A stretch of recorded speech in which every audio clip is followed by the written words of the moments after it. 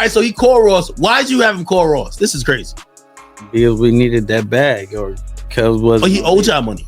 No, he didn't owe no money. We took the money. Oh, this was extortion. Oh shit! It's not extortion. Ken, all right. See, yeah, we don't want. See, I might have to probably bail him out after this interview. We don't want.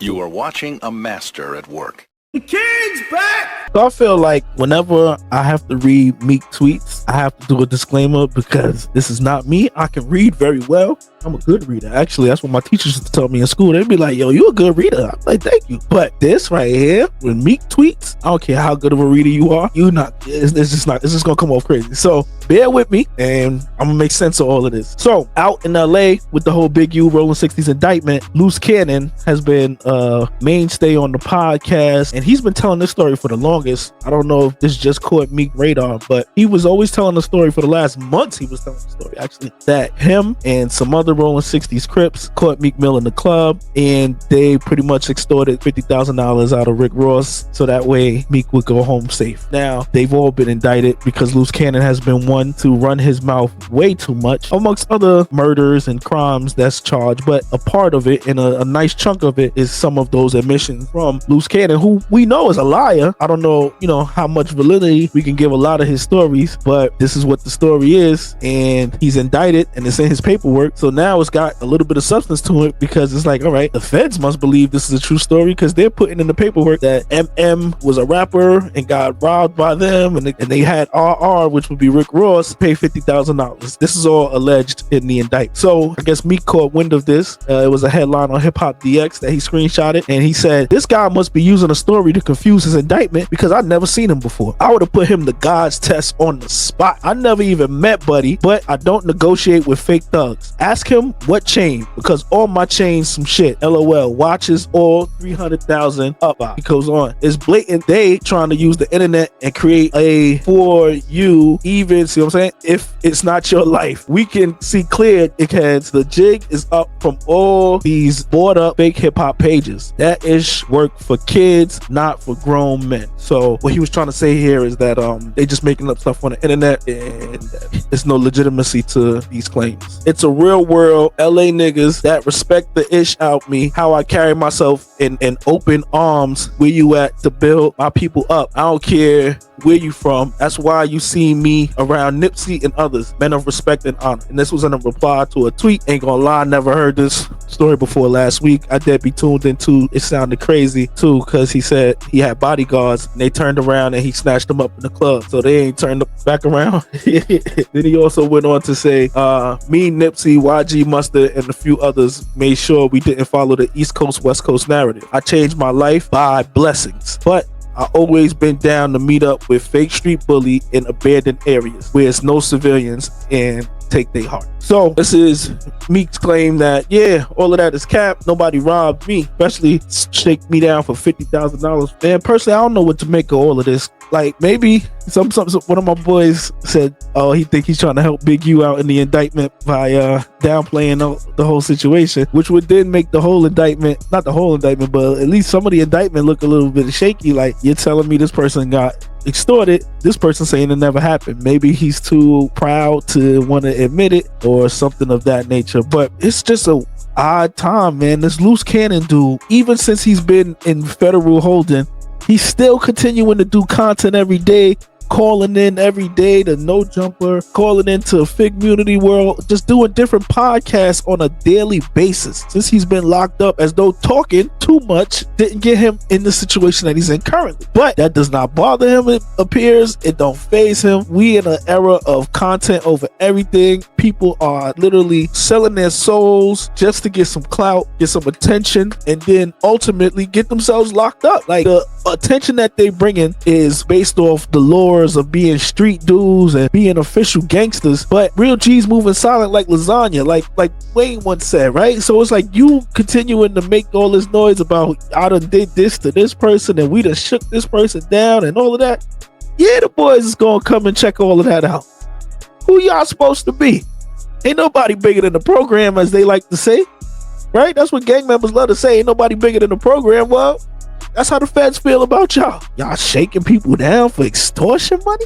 Phew. And you could have probably got away with it for as long as he did, until the body got attached to the whole situation. We know murders is the #1 way to bring police attention into all of your criminal ongoings and organizations. That's a fact. There's be people who've had 10, 15-year runs doing all type of illegal activity. And then somebody gets killed, now it's all eyes on you. And that's what this whole Big U indictment is about. Like, yeah, you got all these different people now saying he was extorting this one, he was robbing this one and doing all of this. But it was all under the hush-hush until they was able to link this body from Rayshawn Williams, or, don't quote me, I think that's his name, who was one of his artists, who they say he killed and left in the desert in Vegas with multiple shots found in his body in a ditch. Meek says that's cap. Ain't nobody robbed me. So Meek is in the club, like he's up there, like, yo, hold on, wait a minute. Y'all thought I was finished, and y'all just tapped him on the shoulder. I just want to know. This is crazy. Cuz didn't even get to that part. He walked in. Can't even get to the intro. No. God damn it. He walked in. As soon as he walked in or whatever, all the security that was with him, they spent around. Grab Cuz. Bro. What's up? Get on the phone with Ross. Honey, all right, that's enough now. We're not going to tell all the details. No, we got to hear this one. I said, get on the phone with Ross. That's crazy. His wife seemed like she got more sense than his dumb ass. She's like, all right, that's enough. She sit up here with a mask on. She protected her image. Meanwhile, he's over here like, yeah, I robbed and extorted somebody right in the club, and I'm going to tell you all about it. It goes a little something like this. This one going to go viral. What? Get on the phone with Ross. Neighborhood Crip. So he got on the phone with Ross. I took on the phone with Ross. Wait. So he didn't start like squaring up, trying to swing and nothing like that? And what? You grabbed him by the shoulder, like you put your hands on a grown man. He from the trenches. Like this. They from the trenches. Yeah, I know. A nigga from the trenches, but no, it don't work like that. So he called Rick Ross. Yeah. And right there in the club. Yeah. And then Ross. Imagine if his cell reception was bad. Yeah. Fuck. You stupid. Listen, the crazy part about it is. So imagine Ross ain't pick up. Like, all right, so he called Ross. Why'd you have him call Ross? This is crazy. Because we needed that bag, or because was. Oh, he owed y'all money. No, he didn't owe no money. We took the money. Oh, this was extortion. Oh shit. It's not extortion. All right. See, yeah, we don't want. See, I'm gonna have to probably bail him out after this interview. We don't want to. No. We would just say Meek don't snitch on him. It's fine. Meek ain't gonna. Little did she know how right she was. Little did she know. Look, we don't want to get the extortion part. It was just a business transaction. How much I charge him? 50. We don't want to give the extortion part, but we extorted.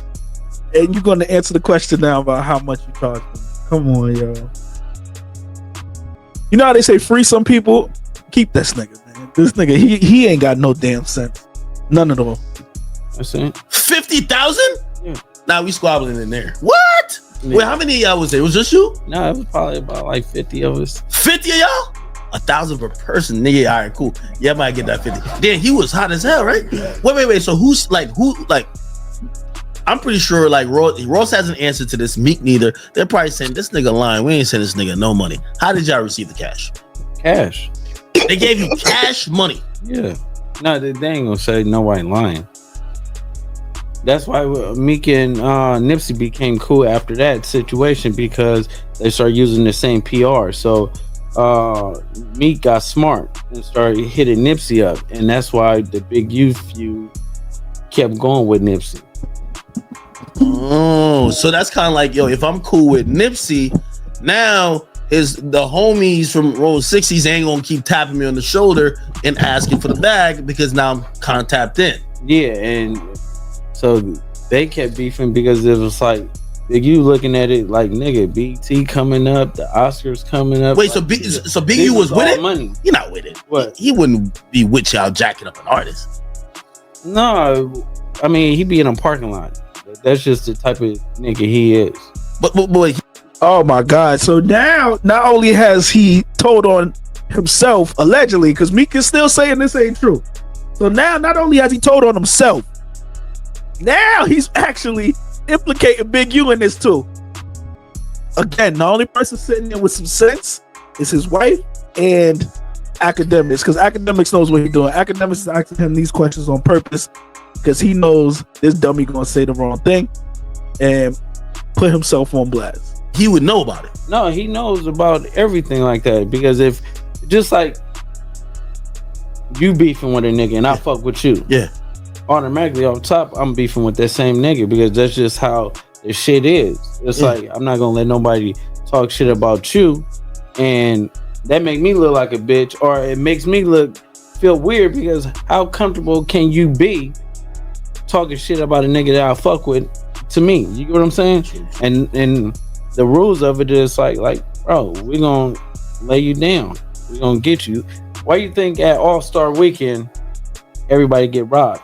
Why you think all the rappers that go to LA always get killed? You get what I'm saying? Yeah. It's because nigga, it be backdoor moments. So if Meek had that 50 piece, or Ross was like, yo, you know what I mean? I can't afford it right now. He in the trunk. Yeah, of course. Damn.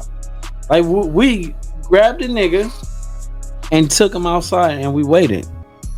Wait, for real? Nah, this is great. Yo, can anybody corroborate this? Man, you better ask Gilly. Shit, Gilly no? No, Gilly got stripped down by the homies because of Big U. Wait, Gilly? Yeah, the homie Rose and them stripped. We're talking about Gilly the Kid. We're talking about the guy with the podcast. We're talking about $1 million worth of game. He got his son stripped down, and they stripped down Gilly. What do you? For what? Like what? What do you mean? Yeah, he's talking about the story about when Gilly the Kid and his son came to LA. They were allegedly, this came from his real big homie Wack 100, another prolific liar, who said that Big U set up Gilly to get robbed, and then he pretty much, Wack has been saying, and Luce has confirmed, that Big U is the type of dude to get you robbed and then turn around, help you look for your jewelry, help you look for who did it, and then turn and be like, all right, I got it back for you, but you gotta give me a cut because I did all of the work to help you get your possessions back. So he's backdooring people and then in turn acting like he's your guardian angel, so that way you can go home with everything you came with, just maybe $10,000, $15,000, $20,000 lighter. Unbelievable. And y'all still want to check in?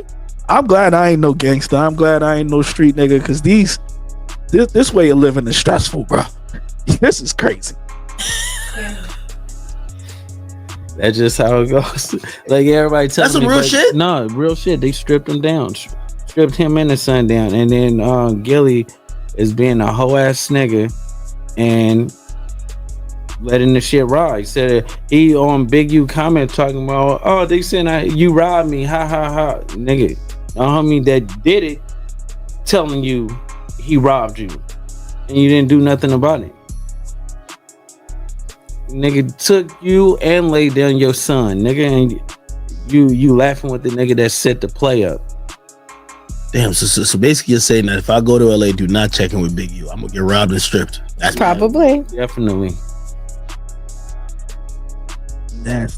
Nasty work, bro. Y'all get in the comments, let me know what y'all think. Y'all believe Meek keeping it real? I'm gonna roll with Meek on this one, just off the strength of like somebody of his stature. They're not gonna be out in the public just solo dolo like that, to whereby you just gonna be able to snatch them up in the club and extort them and hold on to them for money. I until I see evidence otherwise, I'm gonna give him the benefit of the doubt. Y'all get in the comments, y'all let me know what y'all think.